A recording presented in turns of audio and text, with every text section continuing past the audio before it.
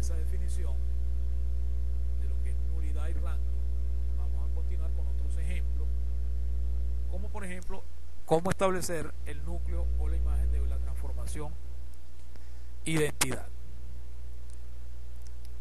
La transformación identidad podemos recordarla que es aquella transformación que va de un espacio en sí mismo y que convierte cada vector del espacio B en sí mismo. La transformación de identidad de cada vector al aplicarle T es el mismo y la llamábamos transformación de identidad. Bien, ¿cuál sería el núcleo y cuál sería la imagen? Entonces nosotros nos preguntamos, el único vector del espacio B que se convierte en cero, como es la transformación de identidad a la que estamos aplicando, es necesariamente el cero, más nadie se va a convertir en cero porque es la transformación de identidad. Entonces diríamos que el núcleo de esa transformación es el cero. ¿Y cuál es la imagen?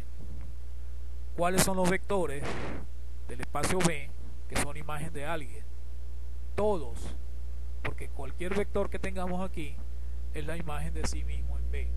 Por lo tanto, la imagen es todos los vectores posibles de B, y por ello decimos que la imagen de esa transformación de identidad es B. Entonces son dos ejemplos, la transformación nula y la transformación de identidad, que nos establece de manera muy sencilla el núcleo y la imagen.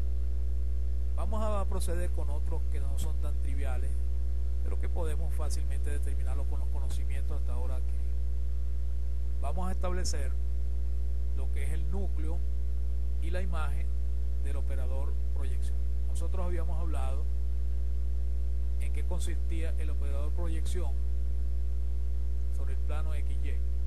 Si tenemos un vector de R3 cualquiera, nosotros perfectamente lo podíamos proyectar sobre el plano XY, y ese resultado de haberlo proyectado lo llamamos, o decimos que le aplicamos el operador proyección a ese vector B. Cualquier vector B del espacio R3 lo proyectábamos sobre el plano XY. Fíjense que proyectarlo significaba anularle su tercera componente, llevarla a cero. Entonces en realidad esto es una transformación que va de R3 a R3 con la condición específica de que la tercera componente la vamos a anular. No nos confundamos que esta sea una proyección de R3 a R2, porque si bien este es un plano, el plano XY es un plano, este vector que está sobre el plano vive en R3 porque estamos considerando una tercera componente igual a 0.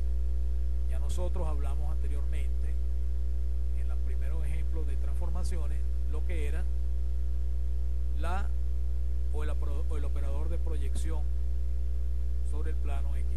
Bien, se definió así: T aplicado al cualquier vector X, Y, Z, las primeras dos componentes se conservan y anulamos la tercera componente de tal manera que la estamos llevando al plano X.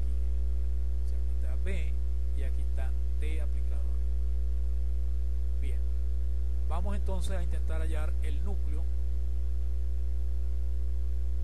y la imagen de esa transformación lineal que ya se probó que era transformación lineal. Bien. Y nos preguntamos cuáles son los vectores de R3, X, Y, Z que van a parar al vector 0, 0, 0 también de R3, es decir que todas sus componentes se hacen 0. Pues bien, aplicarle T a X, Y, Z, sabemos que se convierte en X, Y, 0, y para que esto sea idénticamente al vector 0 necesitamos que la componente X y la componente Y de entrada tenían que ser 0. Es decir, si tengo 1 y 2 aquí, jamás este resultado aplicándole T va a parar el vector 0, 0, 0, porque va a parar en 1, 2, 0.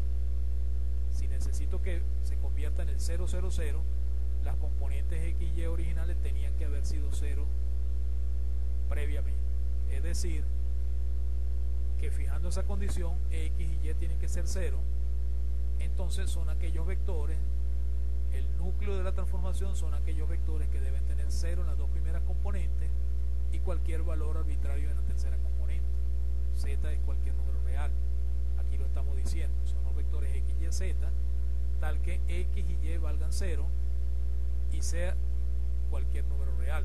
Pero ¿cuáles son esos vectores vistos gráficamente en R3? Aquellos vectores que tienen X0, Y0 y Z cualquier valor es precisamente el eje Z. Si vamos a dibujar bien aquí, entonces todos los vectores que están sobre el eje Z, que tienen coordenadas 0, 0 y un número real, son en realidad el núcleo de esa transformación lineal. Entonces diríamos que el núcleo, escribiéndolo de manera formal así, o caracterizándolo de manera geométrica, diríamos que es el eje Z. El núcleo de esta transformación lineal es el eje Z.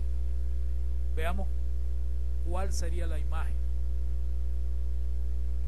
La imagen lo podemos ver gráficamente aquí. Cualquier vector de R3 se va a convertir en cualquier vector que esté sobre este plano.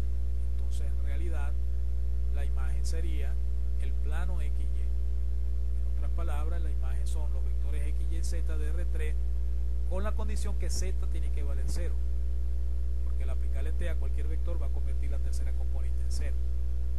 Y esta definición formal lo podemos ilustrar de manera geométrica diciendo que es el plano XY. El plano XY son precisamente esos vectores de R3 que tienen la tercera componente igual a 0. Entonces vemos entonces que la dimensión del núcleo, acuérdense que ya nosotros probamos que el núcleo es un espacio vectorial, por lo tanto debe ser generado por un vector, que es precisamente cualquier vector sobre el eje Z, en particular 0,01. Todos los múltiplos de 0,01 generan a toda la imagen, a todo el núcleo, perdón, estoy hablando del núcleo. Por lo tanto, la dimensión del núcleo es 1, porque es generado por un solo vector, en particular el 0,01. Y la dimensión de la imagen es generado por dos vectores, eso lo podemos ver más claro aquí. ¿Cómo son cualquier vector de la imagen? Los vectores de la imagen se pueden escribir como X, Y y 0. Y haciendo una separación parecido como hice con el plano, puedo decir que esto es X 0, 0 más 0 Y 0. He separado los dos números reales arbitrarios X y Y. Fíjense que esta suma es equivalente a cómo se define la imagen. Y puedo decir que entonces son los múltiplos del vector 1, 0, 0 más el múltiplo, cualquier múltiplo del vector 0, 1, 0. Con lo que estoy diciendo que una base para la imagen son los vectores 1, 0, 0, 0, 1, 0. Cualquier combinación lineal de ellos dos es un vector de la imagen. Por lo que vemos entonces que hay dos vectores en la base y la dimensión de la imagen es entonces 2.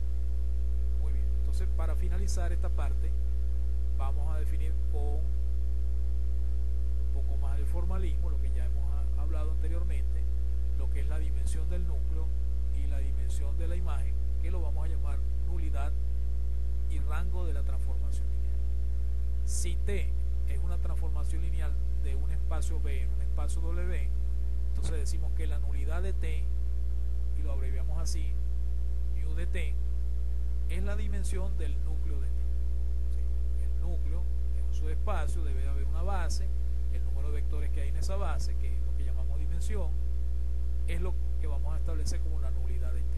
Y de manera similar, el rango de T, que lo abreviamos como ρ de T, es igual a la dimensión de la imagen. Nuevamente recordamos que como la imagen es un subespacio, debe haber una base, un número de vectores finito que generan a esa imagen, es el número de vectores que hay en esa base es la dimensión, y esa dimensión lo estamos llamando el rango de T. ¿Sí? La nulidad y el rango son dos números naturales, que es lo que nosotros estamos estableciendo aquí, a grandes rasgos. Veamos entonces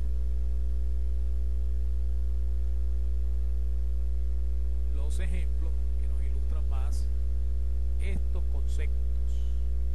Veamos entonces cuál sería el núcleo y la nulidad de un operador de proyección.